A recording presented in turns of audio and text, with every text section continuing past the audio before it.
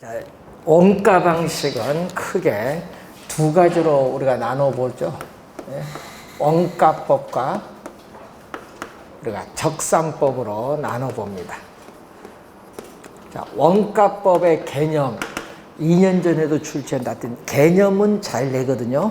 자, 원가법에서 구한 대상 물건의 가액은 적산 가액인데, 자, 대상 물건의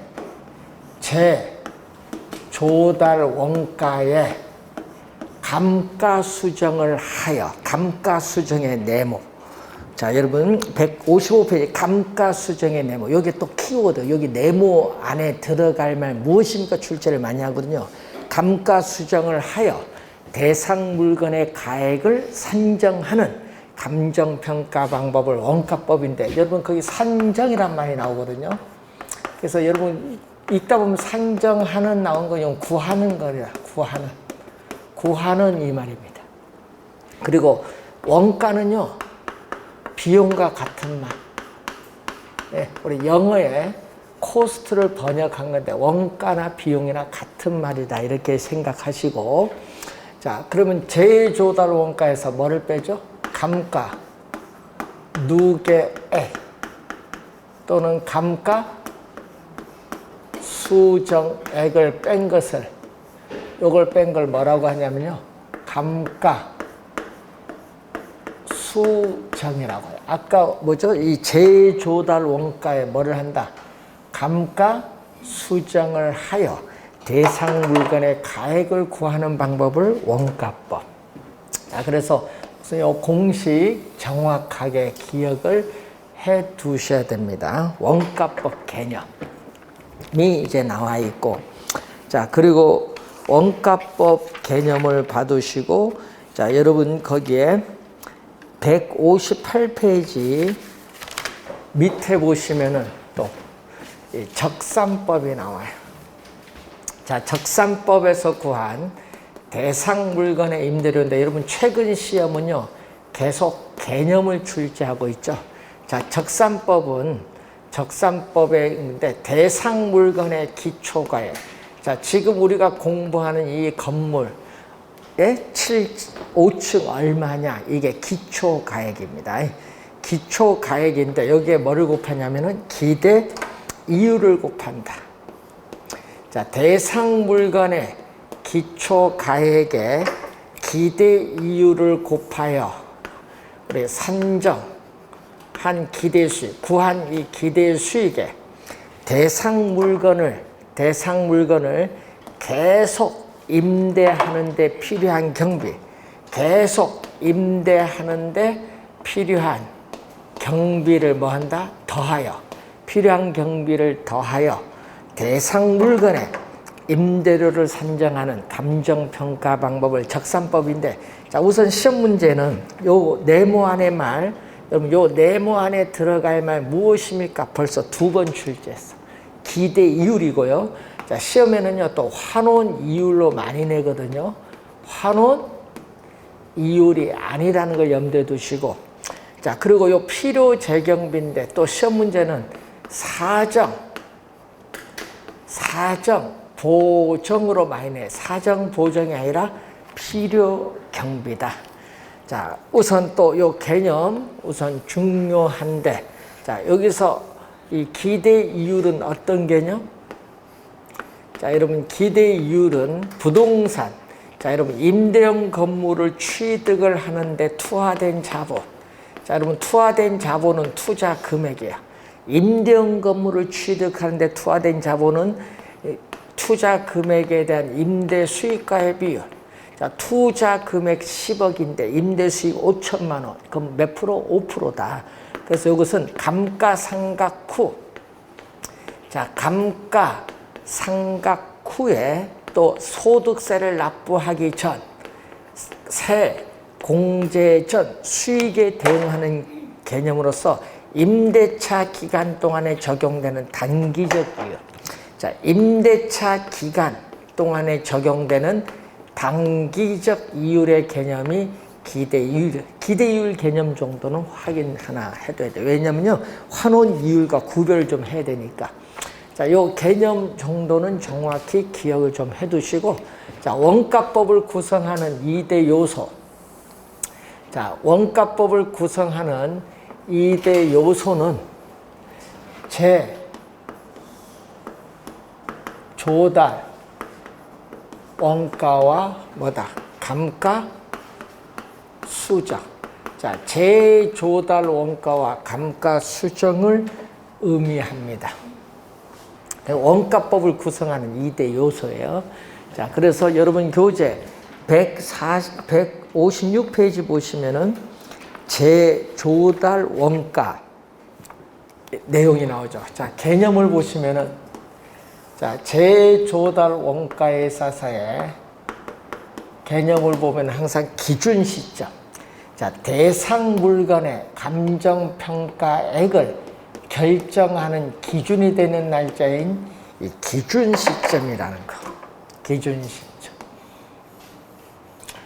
기준 시점인데, 시험에는요, 요걸 뭘로 출제를 많이 내면요, 신축, 건물의 신축 시점으로 많이 출제를 한다. 신축 시점이 아니라 기준 시점. 자, 그래서 현재 존재하는 물건, 현존 물건을 우리는 기준 시점에서, 건물은 뭐 재생산, 기계는 재취득, 재생산 또는 재취득을 하는데 소요되는 적정한 원가, 비용의 총액을 재조달 원가라고 한다. 개념입니다. 개념. 자, 그래서 기준 시점이라는 걸 항상 염두에 두시고, 그 종류를 보시면은 두 가지. 자, 종류는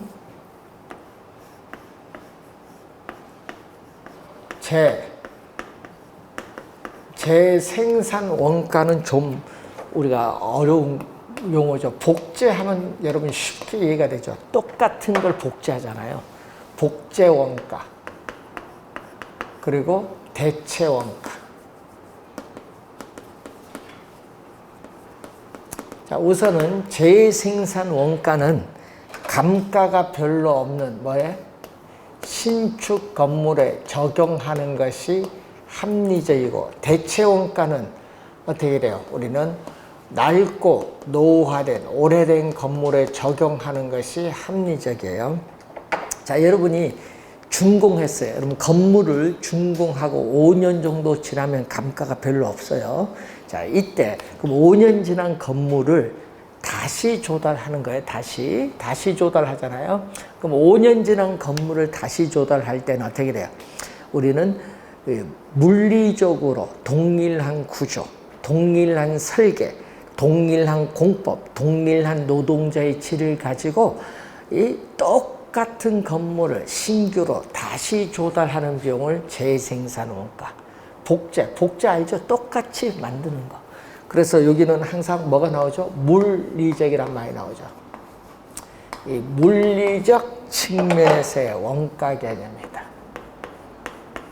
자, 물리적으로 동일한 부동산을 신규로 다시 조달하는 데 드는 비용, 물리적 측면의 원가 개념이다. 자, 그런데 문제는 요 대체 원가는요, 여러분 준공한 지 60년 지났어요. 그럼 60년 동안 건축 재료의 변화, 건축 기술의 발전으로 해서 공법이 변화를 해요. 이때는요, 60년 전에 지어진 건물을 60년 전 상태로 조달하면요, 오히려 가치가 떨어집니다. 예? 그러기 때문에 말 그대로 대체를 한다. 그러니까 뭐죠?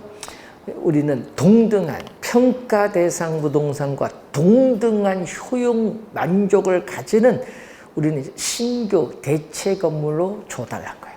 대체 건물로 조달하는 거.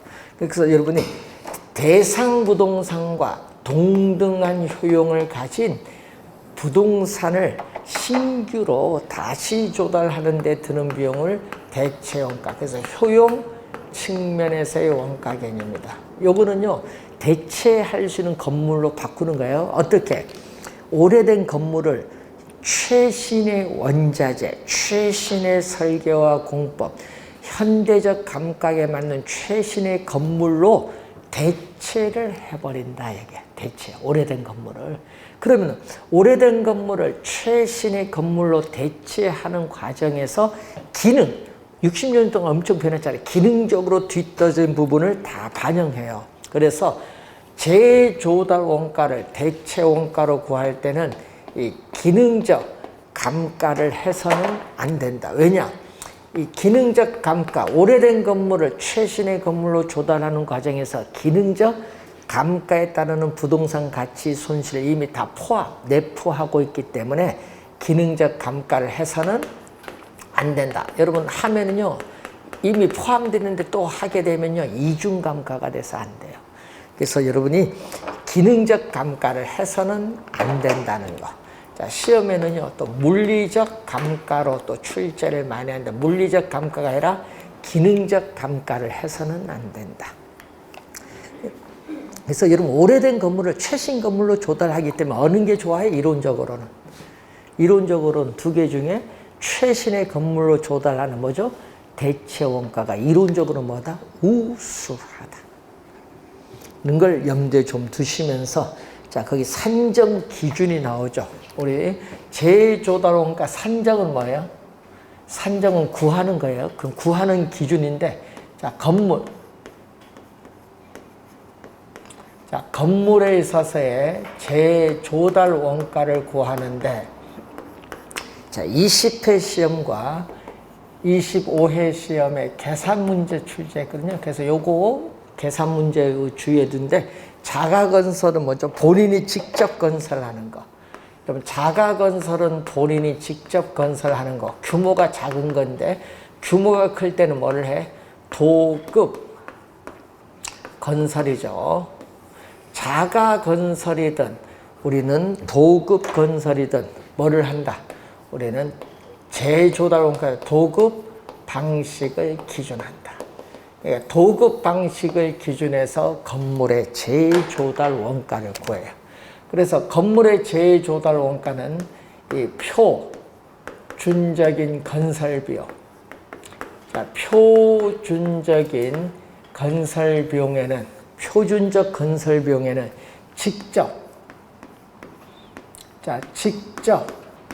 공사에 들어가는 비용도 있고, 여러분 건물 짓는데 노동력이라든지 건축 자재 있죠? 이것은 직접 공사에 드는 비용이고, 그리고 현장에 우리가 관리하는 비용은 간접 공사에 들어가는 비용인데, 주의해야 될 것은 요거죠. 도급 방식을 기준을 하니까 우리는 수급인 개발업자입니다. 수급인 개발업자에서의 적정한 이윤도 포함해야 된다. 개발업자의 적정한 이윤, 수급인의 적정한 이윤 우리가 포함을 해야 되겠고, 또 발주자, 공사를 발주한 사람, 이 도급인이 뭐 등기비용, 뭐 세금, 공과금과 같은 통상적인 부대비용, 부대비용을 더해줌으로써 우리는 재조달 원가를 구한다. 여러분 시험 문제는요, 요걸 이용한 계산 문제가 2번 출제를 했다는 거. 자, 여러분 이 정도 우리가 재조달 원가는 이 정도 될 것 같습니다. 자, 그리고 감가 수정을 보면은, 자, 감가 수정은 요거죠. 재조달 원가에서 요걸 뺀 게 감가 수정이다.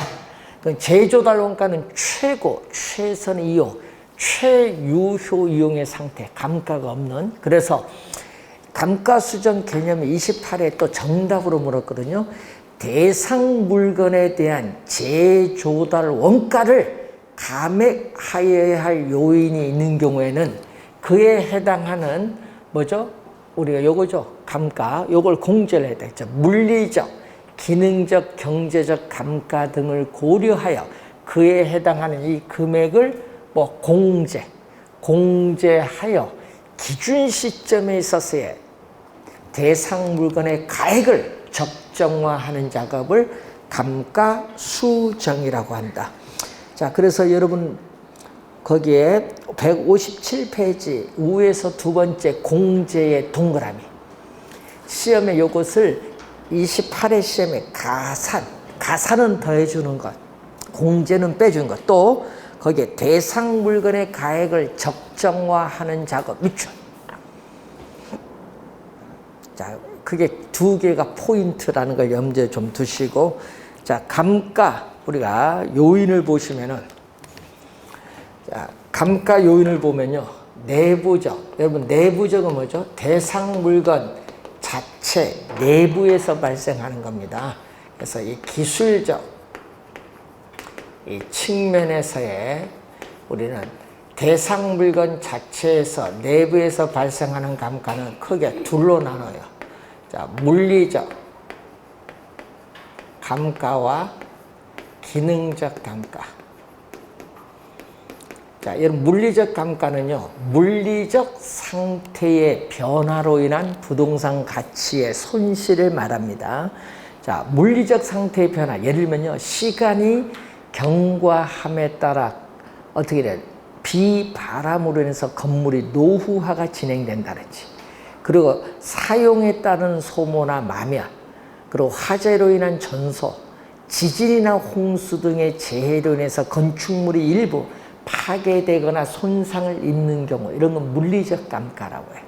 자, 기능적 감가는 물리적 상태의 변화와는 별도의 이 기능적으로 효용이 감소함에 따라 부동산 가치에 손실을 가져옵니다. 자, 예를 들어서 형이 오래됐어요. 구식화. 예? 설계의 불량, 설비 부족, 건물의 외관이나 디자인이 악화가 된다든지, 또 부주의는 건물이 적응하지 못한다. 이런 건 다 기능적 감가에 해당합니다. 자, 그리고 이 대상 물건 자체와는 관계없이 어디서 외부, 대상 물건 자체와는 관계없이 외부적 요인에 의해서 부동산 가치에 손실을 가져오는 게 대표적으로 무슨 감가? 경제적 감가예요. 이 경제적 감가는요, 부동산이 속한 지역인 인근 지역이 쇠퇴하면 부동산 가치도 하락을 해요. 또 평가 대상 물건이 시장에서 매매 또는 임대될 가능성, 시장성이 감퇴한다든지, 또는 그 부동산이 속해 있는 지역 환경에 어울리지 못한다, 부적합을 하면은 가치가 떨어져요. 이런 감가는 무슨 감가? 경제적 감가. 자, 이런 감가로 우선 확인을 한번 해본 내용이 되겠습니다. 자, 그리고 이제 여러분 시험 문제에 올해 출제가 예상되는 게 뭐죠? 거기에 감가 수정 방법이 중요한데, 자, 여러분 작년 시험에도 감가 수정 방법에서 정액법에서 계산 문제가 출제했어요. 자, 감가 수정 방법을 보면은, 자, 평가 대상 물건으로부터, 직접 구하는 방법은 직접법. 자, 직접 못 구해요. 직접 못 구하면 어떻게 돼? 사례를 수집해서 구하면 간접법. 여러분, 평가 대상 물건으로부터 직접 구하면 직접법. 그럼 직접 구하지 못한다. 그럼 사례를 가지고 수집해서 구하는 건 간접. 이렇게 구분을 해 두시고, 이때 직접법에는 거기에 뭐가 나오냐면 내용연수법이 있어요. 자, 내용연수는 감가상각 자산의 수명이죠. 자, 감가상각 자산의 수명인 내용연수법은 세 가지. 정액법, 건물, 구축물 등의 평가에 적용하는 정액법이 있고, 또 기계, 기구 등의 동산에 적용하는 정률법이 있고, 또 수익이 유한한 광산 등의 건물에 적용하는 상환 기금법이 있어요. 자, 그리고 또 관찰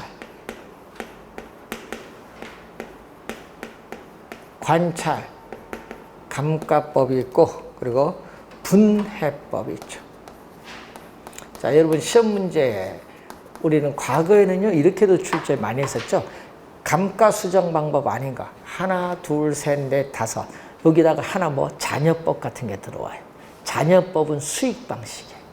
그래서 이제 감가 수정 방법 어느 게 있는가 소속 한번 확인해 두시고, 우리 시험 문제는 계속 뭐를 출제했다? 계산 문제. 정액법을 계속 출제했다. 그럼 계산 문제 출제하면 정액법인데, 작년에도 최근에 계산 문제 다 정액법이에요. 작년에도 출제를 또 했습니다. 자, 정액법은 뭐죠? 정액은 일정한 금액입니다. 정액은 일정한 금액. 자, 평가 대상 물건의 가치가, 평가 대상 물건의 가치가 매년 일정한 금액, 매년 일정한 금액씩 감가된다는 전제하에 구하는 방법인데, 자, 그러면은 항상 계산 문제를 풀려면요, 요 매년의 감가액을 여러분 잘 알아둬야 돼. 항상.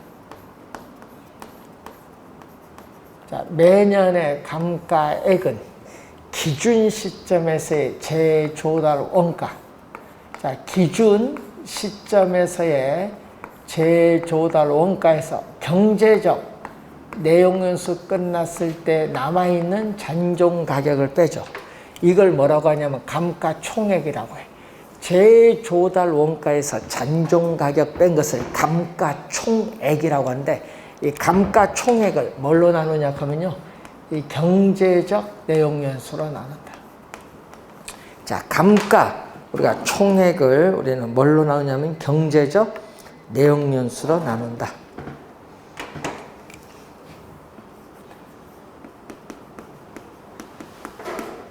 자, 예를 들까요? 자, 여러분 기준 시점에서의 재조달 원가가 2억이다. 그런데 우리는 경제적 내용연수 끝났을 때 잔존 가치는 없다. 그런데 문제는 경제적 내용연수 몇 년? 경제적 내용연수 50년이다. 50년. 50년이면 어떻게 돼요? 공 하나 없어지면 2천만 원이죠. 2천만 원 5로 나눠주면 400이네요. 그럼 얼마? 400만 원이 나와요. 400만. 매년의 감가에. 자, 그러면은 경과 관련해서 감가 수정액은, 자, 감가 수정액은 매년의 감가액 얼마죠? 400만 원. 자, 매년의 감가액에 뭐를 곱해줘야 된다? 경과 연수를 곱해야 된다. 여러분 준공해서 몇 년 경과했느냐? 만약 경과 연수가 몇 년? 준공해서 5년이 경과했다. 준공해서 5년이 경과하면은 곱해주면은 얼마? 2천만 원이 5년 동안의 감가 수정액, 감가 누계액이 돼요. 그럼 우리 시험 문제는 요걸 구하는 걸 출제하는 거 아니에요? 적산 가액을 구하는 걸 출제하는데, 적산 가액은 우리 기준 시점에서의 재조달 원가에서 뭐를 뺀다? 감가 수정. 여기 2억이죠. 기준 시점에서의 재조달 원가 2억에서 감가 수정액 2천만 원을 공제해주면 얼마? 1억 8천만 원. 1억 8천만 원이 구하고자 하는 적산가액.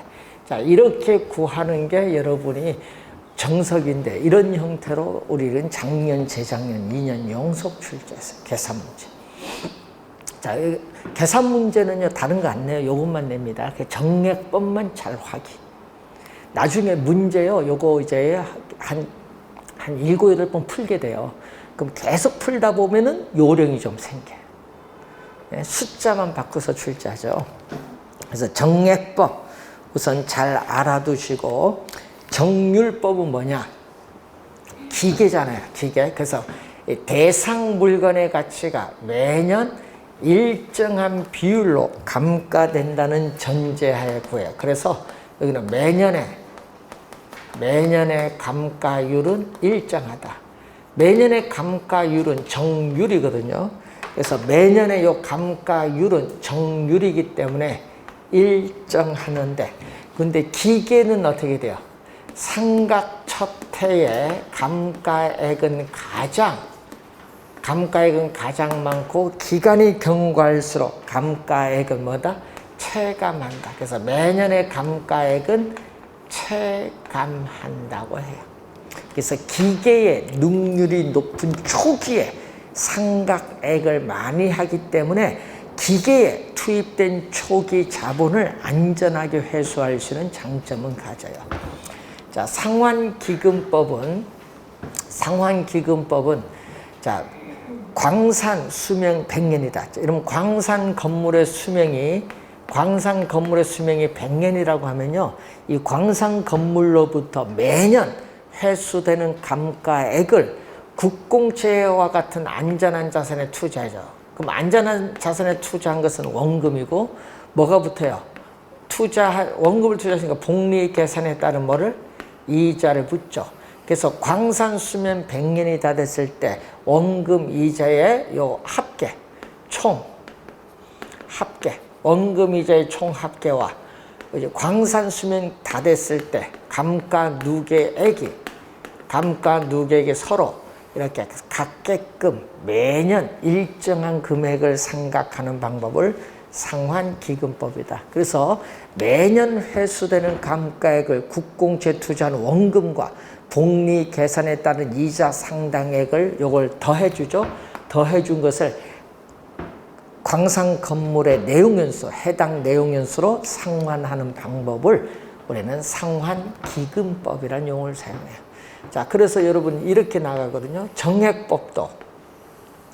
정액법도 매년, 내용연수는 상각 자산의 수명인데 정액법도 매년 일정한 금액을 이렇게 상각을 하고, 상환기금법도 매년 일정한 금액을 상각을 하는데 요거 차이만큼 있다. 이 차이가 이자만큼 차이가 있는 거예요. 상환기금 국공채 투자에서 이자가 붙는 거예요. 그리고 이렇게 내려온 것은 정율법. 그러면 초기에는 어디가 많아요? 자, 초기에는 감가액이 정율법이 가장 많고 정액법이 중간, 가장 적은 건 뭐죠? 상환기금법이 가장 우리가 적게 나타난다는 것을 또 알 수가 있다. 자, 우선 요 내용인데 하여튼 우리 계산 문제 보면 정액법이 좀 중요하다 보시고, 자, 관찰감가법은 관찰합니다. 감정평가사가 평가 대상 물건을 관찰하는데 뭐죠? 직접 관찰을 해서 감가 요인과 감가액에 반영하는 방법인데, 장점은요, 어떻게 돼? 감정평가사가 평가 대상 물건의 개별적인 상태를 세밀하게 관찰해서 반영할 수 있는 장점인데, 단점은 감정평가사의 경험이나 주관적인 능력에 좌우되기가 쉽다. 그래서 문제가 되고, 또 바깥 외부에서 관찰하기 어려운 기술적 측면의 물리적 기능적 하자는 놓치기 쉬운 단점을 가지고 있습니다. 뭐 그런 점은 우리가 단점입니다. 자, 분해법은 요 얘기죠. 자, 분해법은, 자, 여러분 이 얘기죠. 치유에 요하는 비용. 자, 치유해 회복, 건물 수리수선하는 데 드는 비용이 있을 거고, 수리수선한 이후, 치유 후에 우리가 효용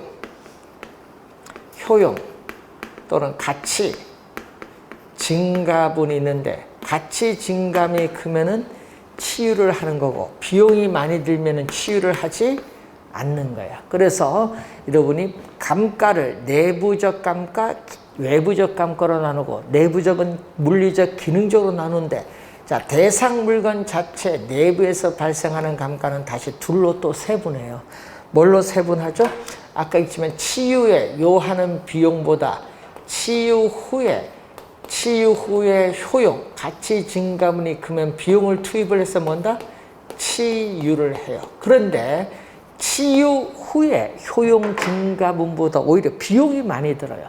비용이 많이 들면 치유를 하지 않아요. 치유 불가능 감가. 이렇게 내부적 감가는 치유 가능, 치유 불가능으로 이렇게 나눌 수 있어요.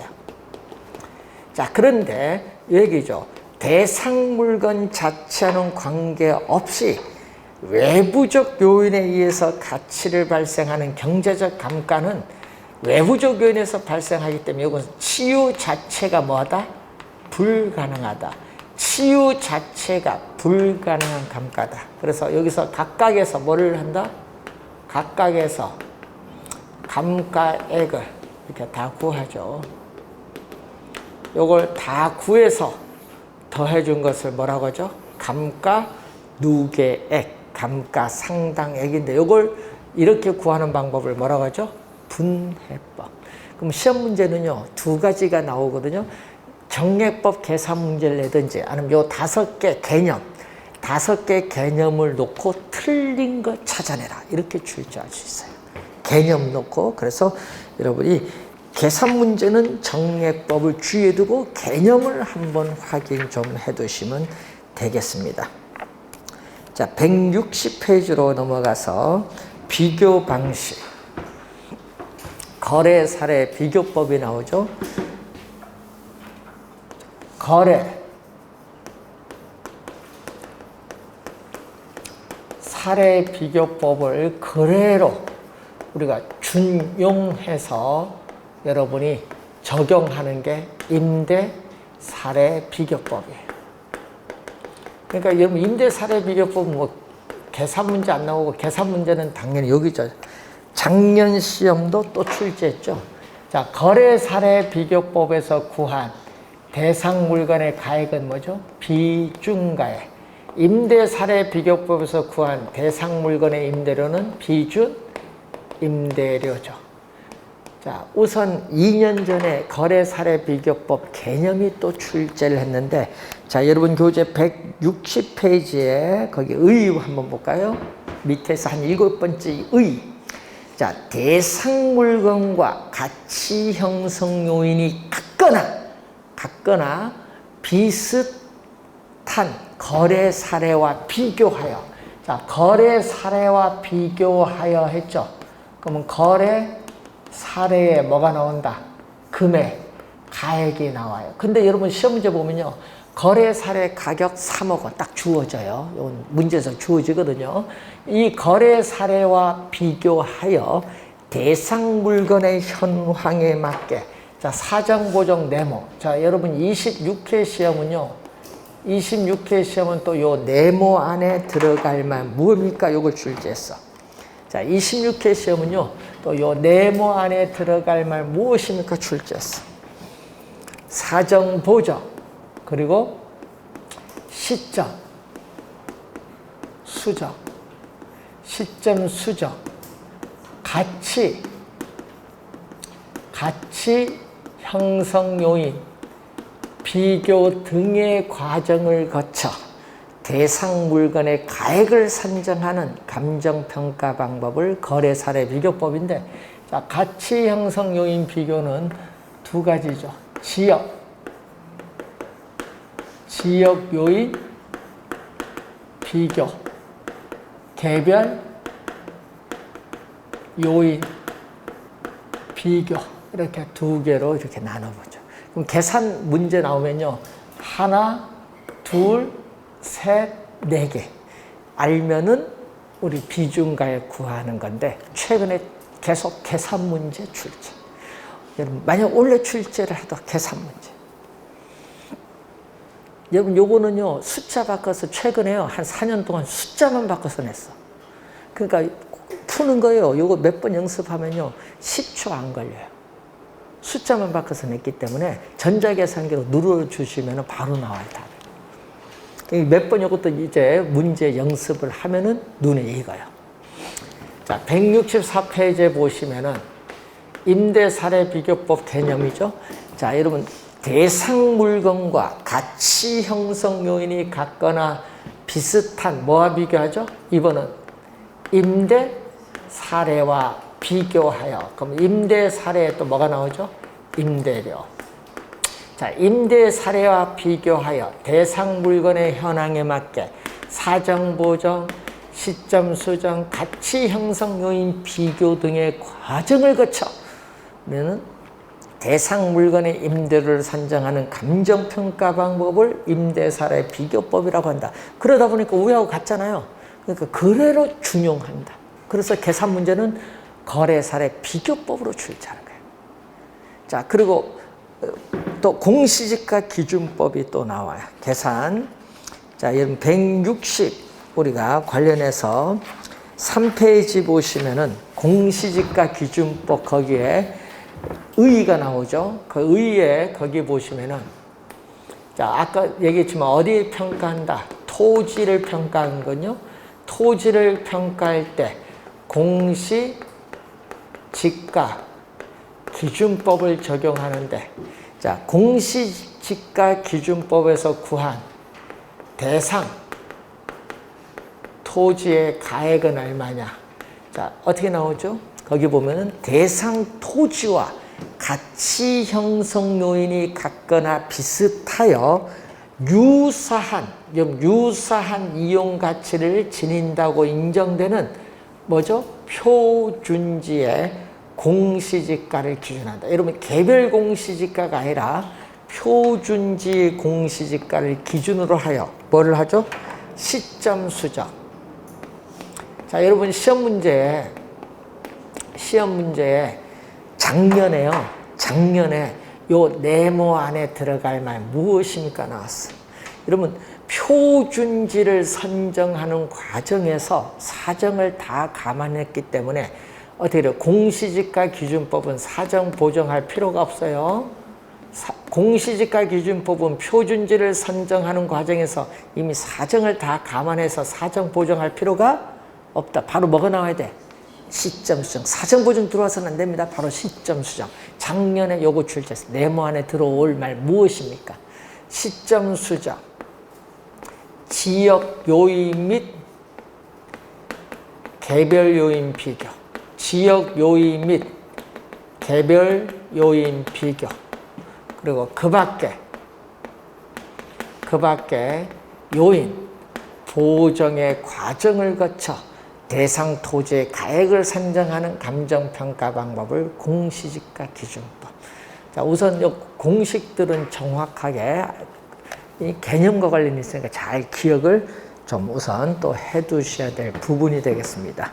자, 그러면은 계산 문제를 풀려면은 요 네 가지 계산을 해야겠죠. 그래서 여러분이 161페이지에 거기 중간에 5번에 보시면은 거래 사례 수집 기준이 나오죠. 자, 거래 사례를 수집하는 기준. 자, 거래 사례 수집 기준 네 가지가 나와요. 선택 기준. 첫 번째가 뭐를 계산해야 돼? 사정 보정이죠. 사정 보정의 가능성이 나와요. 사정 보정의 가능성. 자, 이때 사정 보정은 뭐죠? 여러분 거래 당사자의 뭐 특수한 사정이나 개별적인 동기가 게재되면요 사정 보정을 해야 돼요. 자, 예를 들어서 이런 게 있죠. 고가 거래가 이루어졌잖아요. 사정 보정 요인을 보면은 고가 거래가 이루어졌어. 여러분 정상적인 가격보다 비싸게 거래가 이루어지면은 정상적인 가격으로 고치기 위해서 뭐를 해야 돼? 감액을 해야 할 사정 보정 요인이고, 정상적인 가격보다 싸게 저가로 거래가 이루어지면 정상적인 가격으로 고치기 위해서 뭐를 해야 돼? 이때는 증액을 해야겠죠. 두 가지밖에 없어요. 감액을 해야 되느냐, 증액을 해야 되느냐, 두 가지 요인. 그래서 사례 물건은 정상적인 것 또는 정상적인 것으로 보정이 가능한 사례를 수집을 하여야 합니다. 그럼 정상적인 것으로 거래가 이루어진 것을 수집을 하면요 사정 보정할 필요가 없죠. 정상적인 것은. 자, 그래서 시험 문제 우선 사정 보정치를 보면은 분모는 대상 물건의 시장 가치 얼마냐. 자, 이 대상 물건의 시장 가치를 뭐 100으로 보는데 밑에는 항상 뭐냐면요, 사례란 걸 명심해야 돼요. 분모는 무슨 물건? 사례. 요거 분모는 사례라는 거 꼭 기억해야 돼요. 사례. 물건에서 알파는 사정 보정률 몇 프로냐? 사정 보정률인데 주의해야 될 거는 고가. 자, 여러분 고가로 거래가 이루어질 때는 뭘로 들어온다? 플러스. 고가일 때는 플러스. 그러면 저가일 때는? 저가일 때는 뭘로?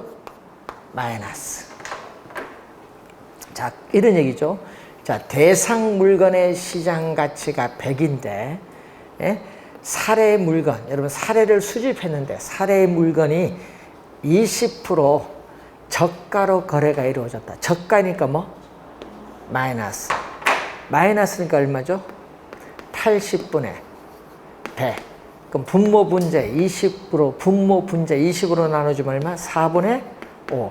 1.25. 요것을 여러분이 또 28회 시험에 출제했어요. 1.25. 이렇게 기본적인 묻는 것도 출제를 할 수 있다. 자, 두 번째는 시점 수정의 가능성을 얘기해요. 자, 두 번째는 시점 수정의 가능성. 자, 예를 들어서 자, 2021년 1월 1일 거래가 이루어졌어요. 여기에 거래한 날짜. 이때 거래 사례의 가액이 5억 원이었다. 자, 이때 또 2021년 8월 1일이다. 이것은 대상 물건의 우리 7월 1일일까? 7월 1일 기준 시점이다. 여러분 기준 시점은요, 이 대상 물건의 감정평가액을 결정하는 기준이 되는 날짜니까 이건 변하지 않아요. 변하지 않거든요. 그래서 항상 뭐가 있어야 돼? 거래 시점이 분명해야 돼. 여러분 거래한 날짜를 모르면요, 시점 수정을 할 수 없기 때문에 사례 자료 선택이 어려워요. 거래 시점은 분명하고 이 거래 시점과 기준 시점 사이에 가격 변동 요인을 모두 구할 수 있는 사례를 수집을 하는데, 사례를 수집할 때는 요 기준 시점에 이 날짜에 7월 1일 이 날짜에 가장 가까운 최근의 사례를 수집하는 것이 오차가 적기 때문에 효과적이다. 자, 이때 여러분 기준 시점에서 거래 사례 가액, 자, 기준 시점에서의 거래 사례 가액이 5억이다. 여러분 지금 7개월 동안, 6개월 동안 5억 변화가 없어요. 6개월 동안 변화가 없으면요, 시점 수정할 필요가 없다. 가격이 변화가 없으면. 근데 거래 사례 가액이 7억이다. 2억이 올랐어요. 이때는 시점 수정이 필요하다. 이렇게 거래 시점과 기준 시점이 시간적으로 불일치하고 또 이렇게 가격 수준의 변동이 있는 경우에는 거래 시점에 거래 사례 가액을 기준 시점의 가액으로 정상화하는 작업을 시점 수정이라고 한다. 시점 수정. 자, 그러면 시점 수정하는 방법. 자, 시점 수정하는 방법은 지수법과 변동률 적용법인데 최근에는 이걸로 출제를 많이 하고 있죠. 자, 토지인 경우에는 매년 공시지가를 구하기 때문에 지가 변동률을 사용하는 것이 일반적인데, 요즘 시험에 보면 이렇게 나오거든요. 1월 1일부터 뭐 10월 30일까지 지가 변동률 5% 이렇게 막 나와요. 그럴 때 우리는 시점 수정치는 얼마? 1 플러스 R에 N은 기간이죠. 이때 요 R이 바로 뭐가 돼? 지가 변동률이죠. 그럼 지가 변동률이 5% 하면 얼마? 1 플러스 0.05 1승 1년이 이거. 이때는 시점 수정치는 거래 시점. 여러분 거래 시점의 지수를 100으로 봅니다. 100%지. 기준 시점의 지수인데, 여러분 기준 시점에서 가격이 거래 시점에서 상승하면 플러스, 하락하면 뭘로?